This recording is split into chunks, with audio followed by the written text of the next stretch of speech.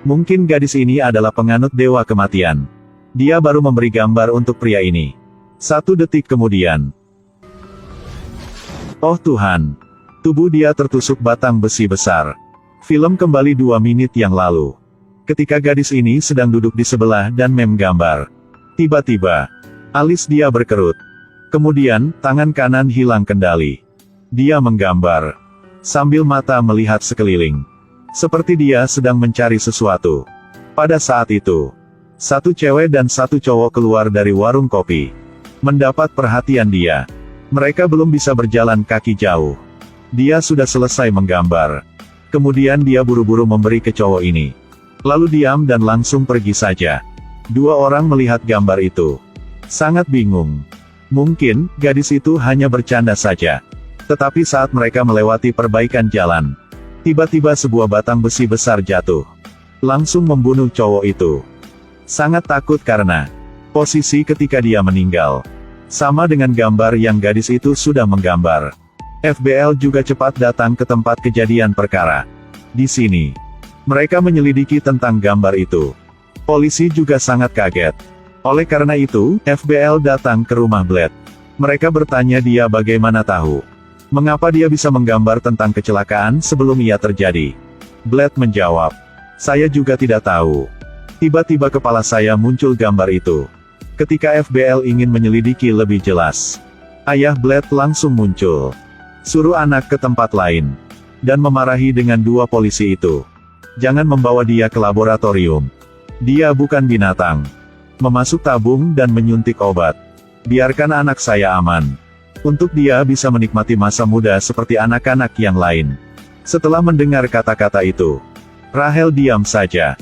Kemudian melihat Blade sedang takut. Dia diam dan menunduk kepala. Memberi ayah 1 kartu bisnis. Dan langsung pergi. Dia ingin membantu Blade. Tetapi tidak tahu harus mulai dari mana. Sangat beruntung. Secara aktif Blade meminta bantuan dari mereka. Melalui telepon. Dia minta bertemu dengan Rahel di 1 tempat. Mereka baru bertemu saja. Blade menunjukkan sebuah gambar sangat aneh. Oh Tuhan! Dalam gambar itu, dia menggambar banyak mayat. Rahel diam. Dia adalah teman dewa kematian. Alis dia hanya berkerut saja. Pasti ada orang meninggal. Pada hari itu, ketika Blade sedang duduk di bus, tiba-tiba alis dia berkerut. Kemudian langsung menggambar. Mulai menggambar dan hilang kendali. Setelah beberapa detik saja, sudah menggambar selesai seorang pria. Dia melihat gambar dan mencari pria itu. Kelihatan bapak ini sangat sama. Ketika dia merobek gambar, bapak itu sudah menurun bus. Sangat cepat. Blade berteriak dan minta Pak sopir berhenti. Tangan dia memegang gambar dan mengikuti pria itu. Meskipun kali ini dia ingin bantu bapak itu. Tetapi dia tidak bisa melihat bapak di mana. Saya sudah semangat. Blade bertekad untuk tidak menyerah. Dia bertemu dengan polisi Rahel. Dan cerita tentang semua. Kali ini, bukan masalah kecil. Karena banyak orang meninggal. Jadi FBL sangat khawatir. Mereka mengguna gambar dari gadis itu. Mencari informasi tentang korban. Mereka ikuti petunjuk dan datang ke rumah bapak itu. Tetapi bapak tidak ada di rumah. Sekaligus mereka tahu sudah 2 minggu bapak itu tidak bekerja. Tidak ada cara yang lain. Dokter memeriksa elektroensefalogram untuk Blade. Dengan teknologi tinggi. Membuat otak Blade memikir. Tentang bencana yang dia sudah menggambar. Kemudian mereka melihat tempat kejadian perkara. Dan bisa mencari petunjuk yang penting.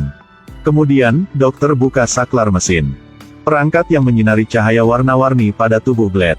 Dalam berapa menit saja, Blade dihipnotis.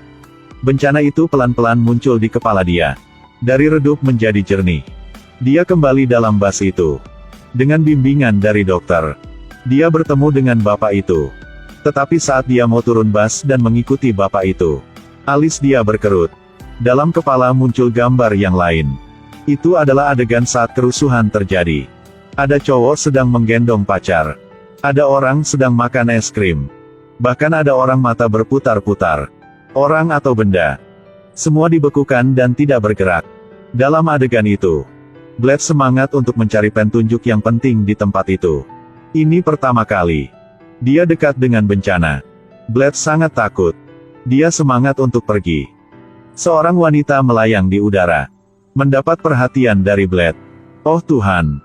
Itu adalah Rahel. Ayah buru-buru datang untuk menghibur anak. Blade tetap memeriksa lagi. Dia melihat satu kalimat dengan bahasa Latin. Dari kalimat itu, Blade menebak. Tempat terjadi bencana di pengadilan. Sementara di sisi lain, Rahel juga tahu bapak itu baru bercerai dengan istri. Dia tidak ada hak asuh anak-anak. Mungkin dia marah dengan hal itu. Pada saat dokter siap bantu Blade bangun, tiba-tiba Blade melihat bapak itu di sana. Dia tetap berbaring di tanah. Di tangan kiri dia memegang perangkat daya nirkabel. Pada saat ini, Nathan berkata, itu bukan perangkat daya nirkabel. Adalah bahan peledak. Sebenarnya, pria yang mereka mau selamat adalah orang membuat bencana itu. Tidak ada waktu lagi. FBL cepat datang ke pengadilan. Mereka guna pengeras suara untuk mengevakuasi semua orang. Sedangkan bapak itu sudah berada di sana. Ketika pemimpin pengadilan siap keluar, dia langsung mencegah. Dia memarahi dan berkata, Anda sudah mencuri keluarga saya. Saya juga membuat keluarga Anda tidak bisa melihat Anda lagi. Kemudian dia tekan tombol mulai meledak. Tetapi bom tidak meledak. Sebenarnya, sebelum beberapa menit, dengan anjing pelayan dari FBL, mereka sudah menemukan mobil yang dalam itu banyak bahan peledak, dan sukses menghancurkan bahan peledak. Setelah FBL masuk dalam, dia membuang alat peledak, menunjuk bahan peledak di tubuh dia. Dengan nasihat dari Rahel, dia pelan-pelan membuang alat peledak. Karena Rahel mengerti, dia bukan orang jahat. Dia hanya ingin menjadi ayah yang baik saja. Banyak orang dengan histeria. Dia baru membuat semua hal ini. Sangat beruntung. Bapak sudah bertemu dengan polisi baik hati dan tenang seperti Rahel. Kemudian, Rahel bilang kabar baik dengan ayah Blade. Tetapi ayah tidak sengaja mengetahui. Anak perempuan dia sudah hilang. Ketika Rahel melihat Blade, dia sedang duduk sendiri. Dan sedang menangis. Sebenarnya, karena Blade melanggar aturan demi bertahan hidup. Sukses selamat banyak orang yang harus meninggal. Jadi sekarang sampai dia bisa memprediksi. Dia tidak bisa hidup lama. Ayah duduk bersama anak perempuan. Melihat gambar yang terakhir dari dia. Dia sangat sedih dan menangis. Mungkin ini adalah nilai-nilai eksistensial kehidupan. Kemudian, Blade tidur selamanya dalam pelukan ayah. Meskipun hidup manusia terbatas. Ketika orang menggunakan hidup mereka untuk menciptakan nilai, mereka bisa hidup selamanya. Film hari ini sampai di sini saja. Saya King Media, terima kasih atas perhatian Anda.